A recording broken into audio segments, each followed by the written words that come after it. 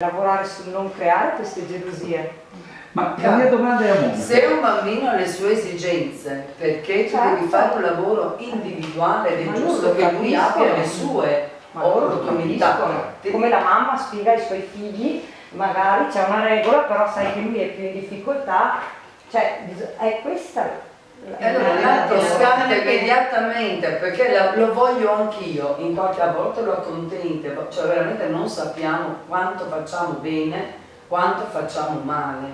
Lì ne avevamo parlato l'altra volta Sì, del ecco, caso, allora ecco. avendo già l'idea del caso, una gravità del genere. Io ho una domanda su questo. Sì. Io mi sono chiesto quando tu parlavi cosa vede in lui nel bambino in difficoltà. Anch'io.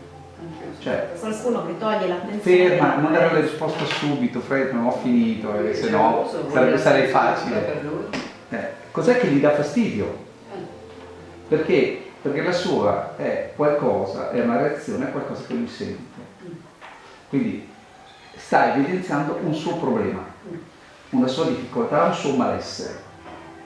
Chiaro che non basta in questo caso prenderlo sotto l'ala. In questo caso nelle dinamiche di classe con la realtà che hai non è sufficiente una strategia singola, ma ci vorrebbe un lavoro di gruppo, addirittura penso che ci vorrebbe un supporto diretto della scuola o nella classe. Siamo compresenti con 2 colleghe di sostegno. No, ma io non parlo di sostegno. Allora, no, sono i sostegni, scusami ti interrompo perché nello specifico è la realtà che ho Chiaro. sulla pelle tutti i giorni.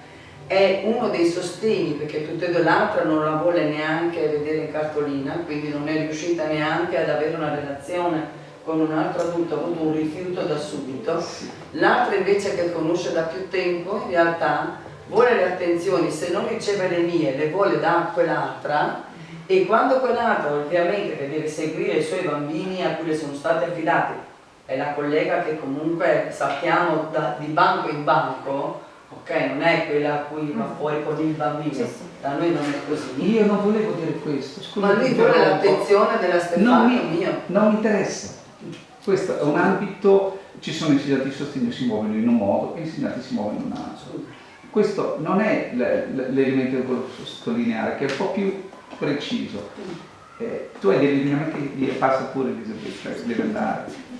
Tu hai delle dinamiche di classe molto complesse, questo lo vediamo. Quello che manca spesso nella scuola è proprio un intervento di una psicoterapeuta. Manca. Perché la differenza tra un insegnante di sostegno e un insegnante curricolare, per quanto preparato, eccetera, così, non ha delle basi per identificare gli elementi che creano il disagio. Abbiamo realizzato tante volte, siamo andati tante volte a cercare, anche in questa sala quando abbiamo avuto un incontro di formazione, proprio lavorando sul disagio. Su cosa c'entra il disagio? Ci sono delle belle ricerche di professori di Padova legati al gruppo della Lucangeli che lavorano sull'ipnosi, per esempio, per far emergere l'origine del disagio. Noi sappiamo che il nostro cervello è fatto di tante parti, alcune conosciute, altre no. La coscienza da dove nasce? Da dove nasce? Allora, questo tipo di coscienza che è una percezione diretta di qualcosa che gli fa estremamente male, che lui cerca di o moteggiare o distruggere, o annullare, o annichilire, o di allontanare in un certo modo, o anche prevaricare, usa tutti gli strumenti che ha. Lì la cosa interessante è che purtroppo noi non possiamo fare nulla su questo, noi probabilmente possiamo, però abbiamo degli strumenti per farlo emergere. Sarebbe interessante avere degli strumenti adatti a quel livello di età legati al mondo della psicologia. Faccio esempio, i disegni sono uno strumento, però noi non abbiamo la capacità di leggere i disegni. Sono stereotipati. Una cosa molto interessante, potrebbe essere un argomento che potremmo sviluppare Molto ulteriormente. intelligente di disegno di sviluppo. Mille, se mi ascolti, era rivolto a te quello che stavo dicendo.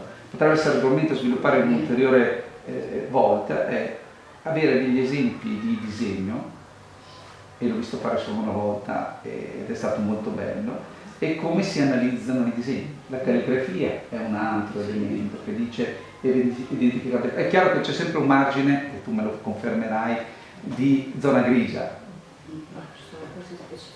È una specificità, poi l'analisi del disegno molto particolare, ma in questo caso non è nemmeno l'intervento degli insegnanti, una situazione complessa come quella. Infatti lo dicevo, ci vuole un supporto di altro Allora, tipo. se un supporto di altro tipo, il mio primo consiglio infatti è stato, normalmente, qual è la situazione? Vengono convocati i genitori e viene consigliato un percorso di sostegno psicologico ad un bambino che ha queste difficoltà, ma se nel momento in cui il bambino mi chiede così tanto la presenza dell'insegnante, significa che mancano completamente delle figure genitoriali.